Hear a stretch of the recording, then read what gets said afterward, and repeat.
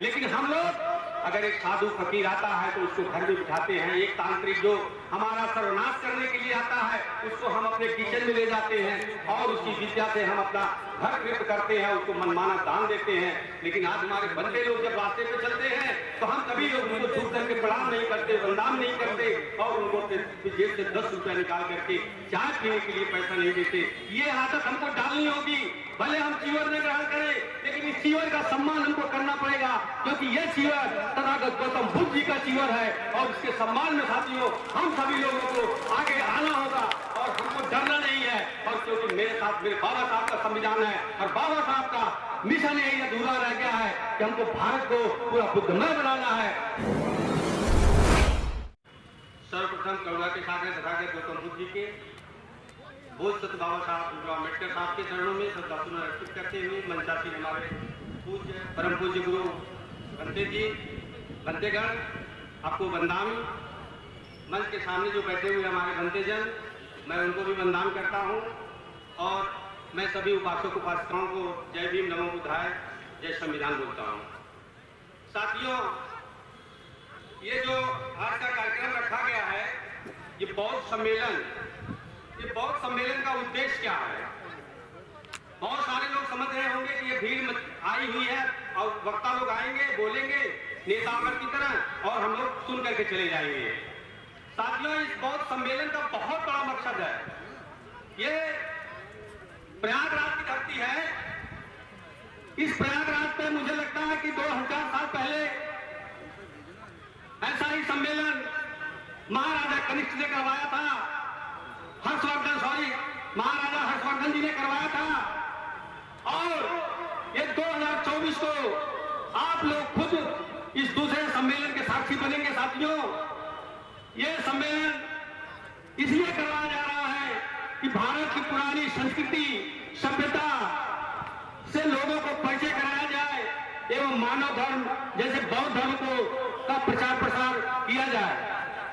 साथियों, इसी काम के लिए बाबा साहब ने अपना पूरा जीवन त्याग दिया, अपने पूरे परिवार को मिट्टी में मिला दिया, अपने 4 बच्चों को मिट्टी में मिलाया, तब जाकर के आज हम सभी लोगों को इस सम्मेलन का में भाग लेने का अवसर मिला। साथियों, और कुर्सी पर बैठ करके आज हम लोग ये सम्मेलन कर रहे हैं। साथियों, हमारे सारे साथी कहते हैं कि बाबा साहब तेरा मिशन अधूरा, हम सब मिलकर करेंगे पूरा।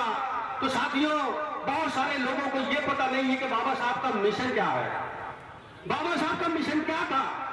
बाबा साहब का जो कार्य था, बाबा साहब के जो उद्देश्य थे, सारे उद्देश्य बाबा साहब ने अपने जीवन में प्राप्त करके हमारे जैसे अछूत लोगों को, नीच लोगों को, जो जानवर से भी बदतर हम लोग समझे जाते थे, आज उनको उठा करके हम लोगों को कुर्सी पर बिठाया और हम लोग बाबा साहब के मिशन को बोल करके आज मौज मस्ती कर रहे हैं। जो हम लोग कभी आज के 50 साल पहले, 40 साल पहले हम लोग लकड़ी और डंडे से नहीं छुए जाते थे, हम लोग की परछाइयां नहीं लोगों के ऊपर पड़ती थी, तब हम लोग तड़पते थे बेड़ियों में जैसे जकड़े हुए कि हमको भी मौका मिल जाता तो हम भी बाबा साहब, हम भी इंसान बन जाते। लेकिन बाबा साहब ने हमारे लोगों जैसे वो इंसान तो बनाया, लेकिन हम इंसान बनने के बाद बहुत गंदे लोगों के विचार में फंस गए, जो हमारे समाज का, हमारे देश का, हमारे लोगों का पतन करते रहे और आज भी पतन करने का प्रयास पूरा चल रहा है। और उन्हीं का साथ हमारी माताएं बहने, बहुत सारी माताएं बहने, बहुत सारे साथी लोग इस कार्य में उनके जो कार्य उनके गलत है, उनके गलत कार्य में हमारे सारे लोग फंसे हुए हैं। बाबा साहब का दर्शन, क्या हम लोग इतने पढ़े लिखे हो गए हैं, इतने समझदार हो गए हैं कि हमारे महापुरुष लोग, जो हमारे महापुरुष तथागत गौतम बुद्ध जी, पेरियारी रामास्वामी जी, फूले साहब और तमाम महापुरुष लोग हमारे रहे, जिन्होंने हमको इस रास्ते पर लाने का प्रयास किया और अपना सर्वत्र निछावर किया केवल मेरे लिए। आज आप लोग पढ़े लिखे हो गए हैं, डॉक्टर, इंजीनियर, वैज्ञानिक और बहुत सारे तरह के लोग सोच के पैदा हो गए, लेकिन आप लोग बताइए कि बौद्ध धर्म के पास तरफ भी आप लोगों की सोच जा रही है? साथियों, ये बाबा साहब का दिया हुआ, जगाया हुआ जन्म दिया गया, ये धर्म है। भारत देश में ये धर्म समाप्त हो चुका था, कहीं भी एक भिक्षु नहीं मिले थे। जब बाबा साहब 1956 में 14 अक्टूबर को बौद्ध धर्म की दीक्षा ले रहे थे, हमारे बच्चे धर्म को धन्य जी बैठे हुए हैं। बाबा साहब के जीने में लिखा हुआ है कि यहाँ कोई भिक्षु नहीं मिले बाबा साहब के बौद्ध धर्म को दीक्षा देने के लिए। बाबा साहब ने श्रीलंका से धनते जी को बुलवाया और यहाँ से कुछ उपासक लोग थे जिसने सब लोग जुड़ करके फिर बाबा साहब को श्रीलंका के भंते जी ने उनको जो है धर्म दीक्षा दिया। तो आज तो हमारे देश में करोड़ों करोड़ों भंते धर्म गुरु हमारे टहल रहे हैं, लेकिन हम लोग अगर एक साधु फकीर आता है तो उसको घर में बिठाते हैं। एक तांत्रिक जो हमारा सर्वनाश करने के लिए आता है उसको हम अपने किचन में ले जाते हैं और उसकी विद्या से हम अपना घर कृत करते हैं, उसको मनमाना दान देते हैं। लेकिन आज हमारे बंदे लोग जब रास्ते पे चलते हैं तो हम कभी उनको झुक करके प्रणाम नहीं करते, वंदन नहीं करते और उनको जेब से 10 रुपया निकाल करके चाय पीने के लिए पैसा नहीं देते। ये आदत हमको डालनी होगी। भले हम चीवर न ग्रहण करें, लेकिन इस चीवर का सम्मान हमको करना पड़ेगा, क्योंकि ये चीवर तथागत गौतम बुद्ध जी का चीवर है और इसके सम्मान में साथियों हम सभी लोगों को आगे आना होगा और हमको डरना नहीं है। और क्योंकि मेरे साथ मेरे बाबा साहब का संविधान है और बाबा साहब का मिशन यही अधूरा रह गया है कि हमको भारत को पूरा बुद्धमय बनाना है। इसी पर हम सभी लोगों को कार्य करना है, अपने नवयुवक पीढ़ी को जगाना है और माताओं बहनों को समझाना है। इन्हीं चंद बातों के साथ मैं आप लोगों से विदा कर चाहता हूँ, लेकिन एक निवेदन के साथ कि आज से इस प्रयागराज में आप लोग अलग जगा दीजिए। बलते जी ने जीवन भर प्रतिज्ञा किया कि मैं 100 बौद्ध सम्मेलन करवाऊंगा। अभी तक 8 बौद्ध सम्मेलन हुए हैं साथियों, अभी कितने बाकी हैं? तो आप लोग भी कल्पना कीजिए, अपने अंदर प्रॉमिस कीजिए कि हम अपने गांव में कम से कम बौद्ध चर्चा ही कराएं। शिव चर्चा बंद करें, तमाम चर्चाएं बंद करके इन सब चर्चाओं को शुरू कराएं साथियों। बहुत बहुत धन्यवाद, आप लोगों ने मुझे सुना। जय भीम, जय भारत, नमो